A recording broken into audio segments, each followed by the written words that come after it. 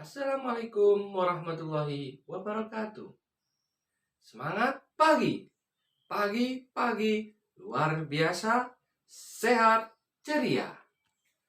Anak-anak, mari kita tetap semangat belajar dari rumah meskipun dalam kondisi pandemi.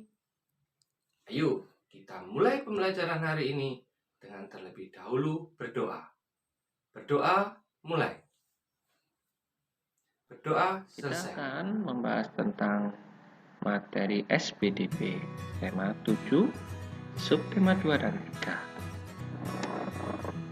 Pada pembelajaran kali ini kita akan belajar tentang tari kreasi berpasangan. Muatan SPDP.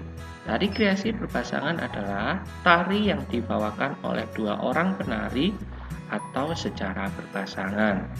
Berpasangan ini dilakukan bisa penari putri dengan putri, penari putra dengan putra, atau sebaliknya, penari putra dan putri.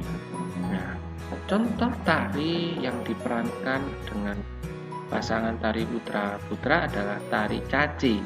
Tari caci berasal dari Nusa Tenggara Timur. Tari ini dilakukan oleh masyarakat Manggarai untuk menguji keberanian dan ketangkasan laki-laki dalam bertarung.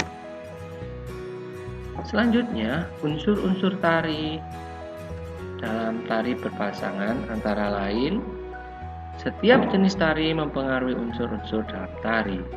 Terdapat berbagai jenis tari daerah di Indonesia, oleh karena itu unsur-unsur tari setiap tarian daerah juga beragam. Unsur-unsur tari merupakan satu kesatuan dalam tari agar tercipta tarian yang indah. Adapun unsur-unsur tari antara lain meliputi gerakan tari, tata rias, tata busana, tata musik atau iringan musik, properti, dan panggung atau pola lantai juga. Selain itu, selanjutnya adalah patung. Patung merupakan karya seni 3 dimensi, berupa memiliki ruangan atau volume sehingga dapat dilihat dari segala arah. Corak patung dari tiap daerah di Indonesia berbeda-beda. Corak patung muncul karena pengaruh budaya yang ada pada masyarakat. Adanya corak patung yang meniru bentuk alam, ada pula yang lainnya seperti contoh manusia, hewan, dan sebagainya. Selanjutnya, bahan dan teknik dalam membuat patung. Bahan untuk membuat patung terdiri dari bahan alam dan bahan buatan. Contoh dari bahan alam antara lain tanah liat, kayu, dan batu-batuan. Contoh bahan buatan antara lain plastisin dan clay. Sedangkan alat-alat yang dipakai dalam membuat patung bisa butsir, pahat, palu, cetakan, catur, dan sebagainya. Teknik dalam membuat patung terbagi menjadi 3 macam: teknik butsir, teknik pahat, dan teknik cetak. Selanjutnya, pengelompokan karya seni patung.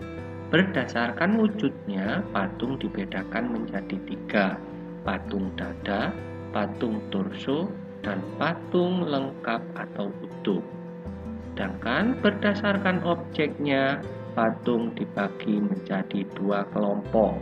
Patung figuratif, yaitu patung yang meniru bentuk alam.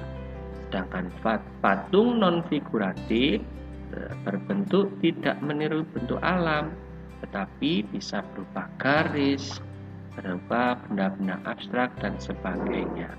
Sedangkan berdasarkan fungsinya, patung dibagi menjadi 6. Patung religi atau untuk ibadah, patung monumen untuk mengenang jasa pahlawan, patung arsitek, patung kerajinan, patung seni, dan patung dekoratif. Selanjutnya, langkah-langkah dalam membuat patung antara lain 1. Siapkan alat dan bahan. Yang kedua, tentukan model patung yang ingin dibuat. Yang ketiga, pilih teknik yang akan digunakan. Yang keempat, buat pola terlebih dahulu. Yang kelima, masukkan bahan atau bentuk bahan sesuai dengan pola yang kalian inginkan. Setelah selesai, lakukan penghalusan patung atau pengecatan.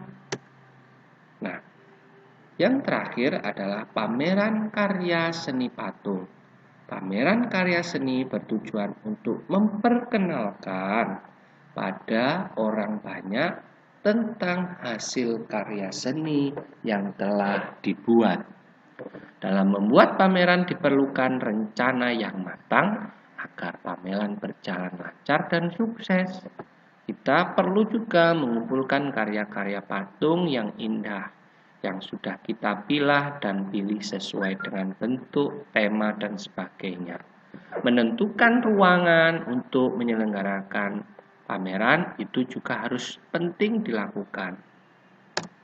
Nah, langkah-langkah dalam membuat pameran patung kreasi antara lain 1. Mengumpulkan hasil karya seni patung, memilih ruangan yang tepat, menyediakan tempat untuk menaruh hasil karya, membersihkan ruangan dan mendekorasi ruangan agar terlihat lebih indah, nyaman dipandang, dan menarik untuk dikunjungi. Selain itu, mengelompokkan karya seni patung sesuai dengan bahan, tema, model, dan sebagainya. Dan yang terakhir adalah susunlah atau menyusun karya-karya patung di tempat-tempat yang telah ditentukan. Dan jangan lupa lakukan promosi agar orang-orang tertarik untuk mengunjungi pameranmu. 42 dan 43 bagian 1 dan 2 serta 3. Kerjakan di lembar folio atau di buku tugasmu dan segera kumpulkan. Demikian pembelajaran pada hari ini. Semoga pembelajaran hari ini menyenangkan dan bermanfaat untuk anak-anak semua. Anak-anak hebat, ayo kita selalu jaga kesehatan dan mematuhi protokol kesehatan dengan 3M, memakai masker, mencuci tangan pakai sabun, dan menjaga jarak minimal 1,5 meter. Terima kasih. Assalamualaikum warahmatullahi wabarakatuh. Dadah.